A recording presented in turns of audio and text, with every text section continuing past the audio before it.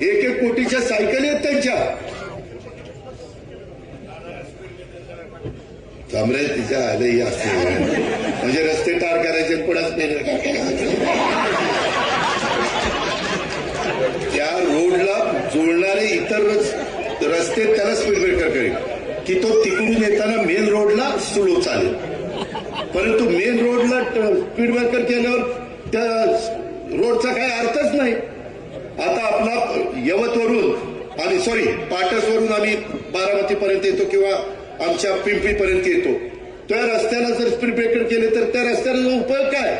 त्या रस्त्याला जे रस्ते जोडले जात आहेत ते हळूच तिथं जोडताना ते स्पीड ब्रेकर होऊन त्याला जोडले जातील अशी व्यवस्था करायची असते. आपण पण आता जरा वाहतुकीचा सेन्स म्हणजे ट्रॅफिक सेन्स हे पाळला पाहिजे. त्याच्यामध्ये गट तर बाजूला ठेवा, कुठेही रुसवे फुगवे बाजूला ठेवा आणि काही काहींना लांब पुढचं बोलायचं आणलं की नाही तिकीट